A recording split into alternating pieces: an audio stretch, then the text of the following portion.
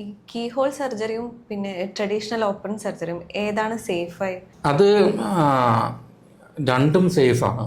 പക്ഷെ ചെയ്യുന്ന വ്യക്തി അല്ലെങ്കിൽ ആ വ്യക്തിയുടെ വൈദഗ്ധ്യത്തെ അനുസരിച്ചിരിക്കും. ഒരു കീഹോൾ സർജറി വൈദഗ്ധ്യമില്ലാത്ത ഒരാൾ ചെയ്താൽ അത് ഫെയിലിയർ ആയിരിക്കും. ഓപ്പൺ സർജറി അത് തന്നെ. ഇപ്പം 20 വർഷത്തിലേറെയായി ഡോക്ടർ സർജൻസിനെ ട്രെയിൻ ചെയ്യിക്കുന്നുണ്ട്. അപ്പോൾ ഒരു ഗുഡ് സർജനും ഒരു ഗ്രേറ്റ് സർജനും അങ്ങനെയൊക്കെ പറയുകയാണെങ്കിൽ എന്തായിരിക്കും അതിൽ വ്യത്യാസം? എന്താണ് ഒരു നല്ല സർജനും ഒരു ഗ്രേറ്റ് സർജനും തമ്മിലുള്ള വ്യത്യാസം എന്ന് പറഞ്ഞാൽ, സർജറി ഒരുപക്ഷെ വൈദഗ്ധ്യം നമ്മുടെ കൈപുണ്യം കൊണ്ടിട്ടും മറ്റു രീതിയിലുള്ളവരും പരിശീലനത്തിലൂടെയൊക്കെ ആർജിച്ചെടുക്കാവുന്ന ഒരു കഴിവാണ്. പക്ഷേ ഒരു ഗ്രേറ്റ് സർജൻ എന്ന് പറഞ്ഞാൽ എപ്പോഴാണ് സർജറി അവോയ്ഡ് ചെയ്യേണ്ടുന്നത്, അത് നമുക്ക് ആവശ്യമില്ലാത്ത സമയത്ത് സർജറി ചെയ്തത്, ഏതൊക്കെ മേഖലയിലാണ് സർജറി ചെയ്യാൻ പാടില്ലാത്തതെന്ന് അറിഞ്ഞിരിക്കുന്ന ഒരാളാണ് ഗ്രേറ്റ് സർജൻ എന്ന് ഞാൻ പറയും. സർജറിക്ക് ഓപ്പറേറ്റിംഗ് റൂമിൽ ഉണ്ടായിട്ടുള്ള വ്യക്തിപരമായി എന്തെങ്കിലും മാറ്റിയ എന്തെങ്കിലും അനുഭവം ഉണ്ടായിട്ടുണ്ടോ? എന്തെങ്കിലും ഒരു ഇൻസിഡൻറ്റ്? നിരവധി അനവധി അനുഭവങ്ങൾ ഇപ്പോൾ ഓപ്പറേഷൻ റൂമിലും അതിനുശേഷവും ഒക്കെ ഉണ്ടായിട്ടുണ്ട്. പ്രത്യേകിച്ചും ഞാനൊരു പരിശീലന ആയതുകൊണ്ട് എൻ്റെ സ്റ്റുഡൻസിൻ്റെ ഭാഗത്തുനിന്ന് ഉണ്ടായിട്ടുള്ള അനുഭവങ്ങൾ, അതായത് ഞാൻ ഒരാളെ ഓപ്പറേഷൻ ചെയ്യാനായിട്ട്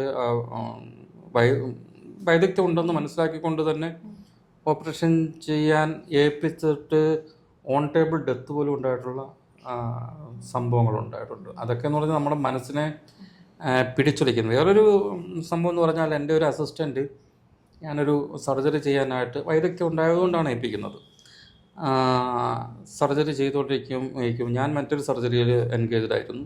പക്ഷേ ഈ സർജറി ചെയ്തുകൊണ്ടിരിക്കുന്ന സമയത്ത് അമിതമായിട്ട് രക്തസ്രാവം ഉണ്ടാവുകയും അത് നമ്മളെ അതായത് സീനിയർ സർജനായ എന്നെ അറിയിക്കാതിരിക്കുകയും ആ പേഷ്യൻറ്റിന് വളരെ ഗുരുതരമായിട്ട് അപകടാവസ്ഥയിലോട്ട് പോവുകയും പിന്നെ 2-3 ദിവസത്തിനുള്ളിൽ ഈ പേഷ്യൻറ്റിന് ജീവഹാനി സംഭവിക്കുകയും ചെയ്യുന്നൊരവസ്ഥയുണ്ടായി.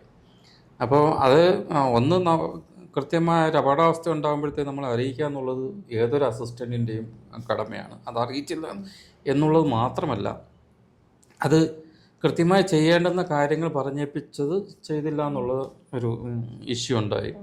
ഇതൊക്കെ പുറമെ ഈ രോഗിയുടെ ജീവഹാനി ഉണ്ടായതിന് ശേഷം 2-3 ആഴ്ചകൾക്ക് ശേഷം എനിക്കൊരു ഒരു പ്രസിദ്ധനായ അഡ്വക്കേറ്റിൻ്റെ, ഡൽഹി ബേസ്ഡ് ആയിട്ടുള്ള അഡ്വക്കേറ്റ് നോട്ടീസ് കിട്ടി. ആ നോട്ടീസ് ഈ കാരണക്കാരനായ അസിസ്റ്റൻറ്റിനെ കാണിച്ചപ്പോൾ അതിനൊരു പുല്ലുവില കൊടുക്കാതെ നടന്നു പോയപ്പോൾ എന്നെ ഏറ്റവും ദുഃഖകരമായിട്ട്, ഒരുപക്ഷെ എൻ്റെ ജീവിതത്തിൽ ഏറ്റവും ദുഃഖകരമായിട്ടുള്ള ഒരു അനുഭവമായിരിക്കും.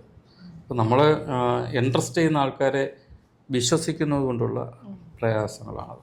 ഒരു സർജറി തുടങ്ങുന്നതിന് മുമ്പ് ഒരു സർജൻ്റെ മനസ്സിലൂടെ പോകുന്ന ചിന്തകൾ എന്തെല്ലാം? നമുക്ക് ദൈവവിശ്വാസം ഉണ്ടാകാം, ദൈവവിശ്വാസം ഇല്ലാതിരിക്കാം.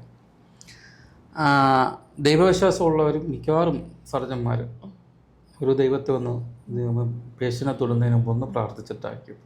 ദൈവവിശ്വാസം ഇല്ലാത്തവർ ഒരുപക്ഷെ ഒരു ഫോഴ്സിനെ, നമ്മളെ പ്രപഞ്ചത്തിലുള്ള ഏതോ ഒരു ഫോഴ്സാണ് നമ്മളെ നിയന്ത്രിക്കുന്നതെന്ന് വിചാരിക്കുന്നവരാണ് ഭൂരിപക്ഷവും. ഈവൻ ദൈവവിശ്വാസം ഇല്ലെങ്കിൽ തന്നെ. ഞാൻ അങ്ങനെയുള്ള ഒരാളാണ്. ആ ഒരു പ്രപഞ്ചത്തിലുള്ള ഫോഴ്സിനെ ധ്യാനിച്ചുകൊണ്ട് ഈ പേഷ്യനൊന്നും എന്ന് വെച്ചാൽ അവിഹിതമായൊന്നും സംഭവിക്കരുത് എന്ന് പ്രാർത്ഥിച്ചുകൊണ്ടിട്ട് തന്നെയാണ് നമ്മൾ ഏത് കേസും, ചെറിയ കേസായാലും, ചെറിയ കേസെന്നോ ഇത് എൻ്റെ കയ്യിൽ വളരെ ചെറിയ കേസാണെന്നുള്ള ധാരണയൊന്നുമില്ല. എല്ലാ മനുഷ്യജീവനും ഒന്ന് തന്നെയാണ്.